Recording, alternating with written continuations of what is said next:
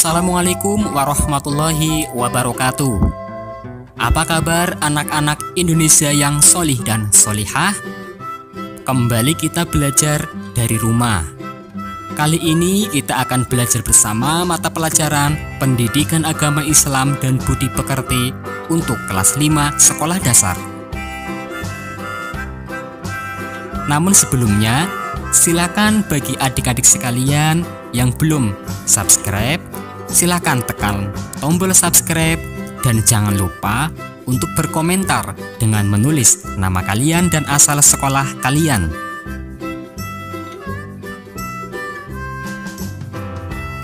Baiklah anak-anak sekalian, sebelum memulai belajar bersama kita kali ini, terlebih dahulu kita berdoa kepada Allah, semoga kita diberi kemudahan dalam belajar serta mendapatkan ilmu yang bermanfaat.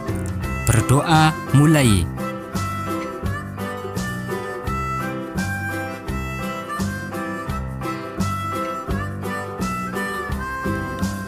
Anak-anak yang solih dan solihah, pada materi pertama di pertemuan kali ini kita akan belajar bersama tentang surat At-Tin. Al-Quran adalah wahyu Allah Subhanahu wa Ta'ala yang diturunkan kepada Nabi Muhammad SAW melalui perantara malaikat Jibril. Al-Quran berfungsi sebagai pedoman hidup umat Islam. Memahami isi Al-Quran sangatlah penting. Rasulullah SAW pernah bersabda yang artinya, "Aku telah meninggalkan pada kamu sekalian dua perkara yang kamu tidak akan sesat selama kamu berpegang teguh kepada keduanya, yaitu kitab Allah, yaitu Al-Quran, dan sunnah nabinya." Tahukah kalian siapakah makhluk Allah Subhanahu wa Ta'ala yang paling mulia itu? Siapakah yang paling mulia di alam ini? Ya, manusia. Allah Subhanahu wa Ta'ala menyempurnakan penciptaan manusia dengan akal dan pikiran. Mari bersama-sama terlebih dahulu kita menghafal, membaca surat At-Tin. Bismillahirrahmanirrahim. Wat-tini waz-zaytun وطور سينين وهذا البلد الأمين لقد خلقنا الإنسان في أحسن تقويم ثم رددناه أسفل سافلين إلا الذين آمنوا وعملوا الصالحات فلهم أجر غير ممنون فما يكذبك بعد بالدين أليس الله بأحكم الحاكمين.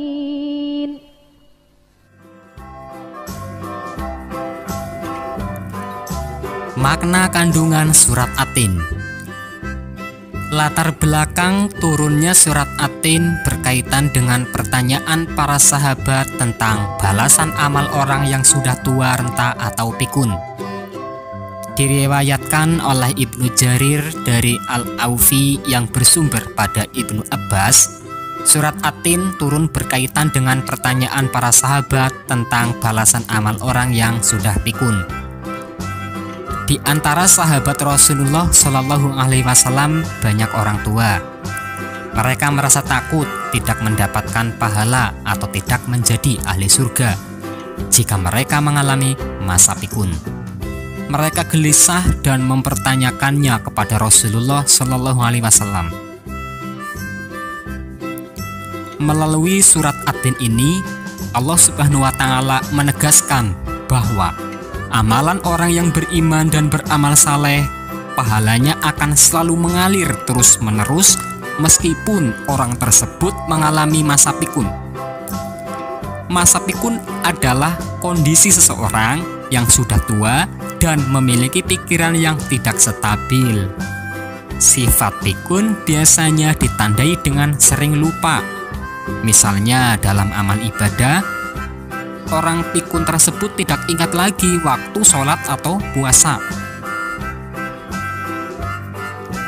Surat At-Tin juga mengajarkan kita bahwa Allah Subhanahu wa Ta'ala menciptakan manusia dalam bentuk yang paling baik. Allah Subhanahu wa Ta'ala mengingatkan manusia terhadap nikmat yang telah diberikan kepadanya. Semua itu harus selalu diingat agar manusia tidak terjerumus dalam kehinaan. Orang yang selamat dari kehinaan adalah orang yang selalu beramal sholih. Mereka akan mendapatkan kemuliaan di sisi Allah Subhanahu wa Ta'ala. Berikut kami sampaikan kandungan dari surat At-Tin. Ayat pertama, kedua, dan ketiga menyatakan sumpah Allah Subhanahu wa Ta'ala atas nama At-Tin, Az-Zaitun, dan At-Turi Sinin. Menurut sebagian ahli tafsir, Tin ialah tempat tinggal Nabi Nuh alaihi salam, yaitu kota Damaskus yang banyak ditumbuhi pohon tin atau aro. Tin adalah buah yang enak dan lembut, serta cepat dicerna. Ia menjadi obat yang banyak pemanfaatnya.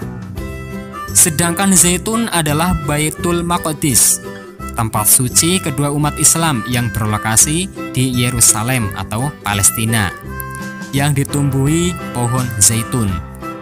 Zaitun adalah buah yang memiliki keistimewaan karena kandungan minyaknya yang berlimpah, sehingga dapat dipergunakan di daerah yang kurang memiliki minyak.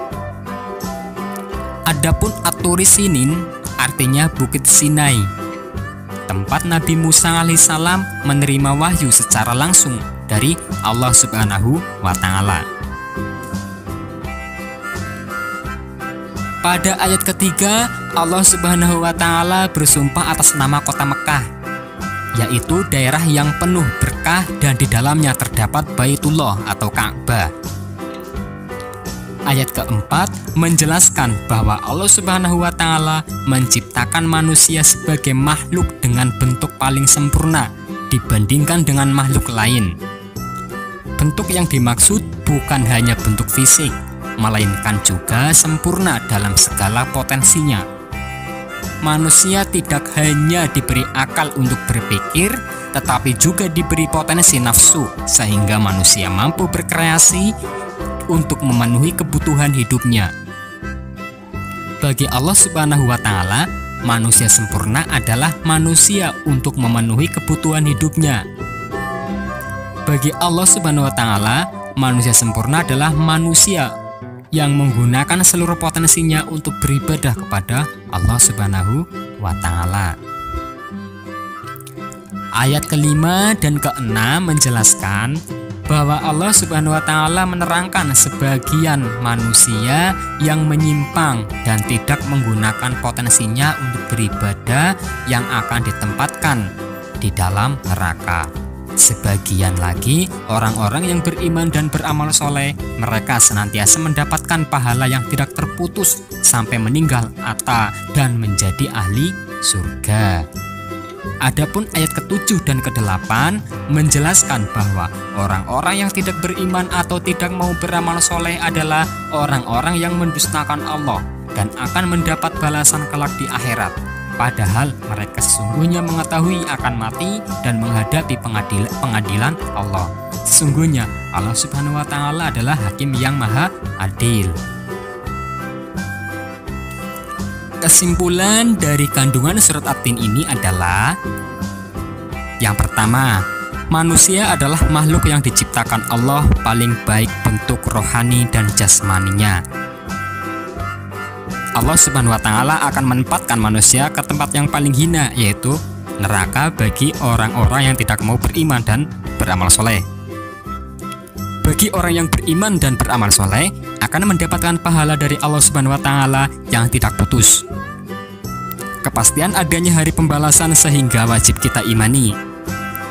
Allah Subhanahu wa Ta'ala adalah hakim yang paling adil dan tidak dapat dipengaruhi oleh siapa. Baiklah anak-anak sekalian, demikianlah rangkuman dari pembelajaran kita kali ini. Wassalamualaikum warahmatullahi wabarakatuh.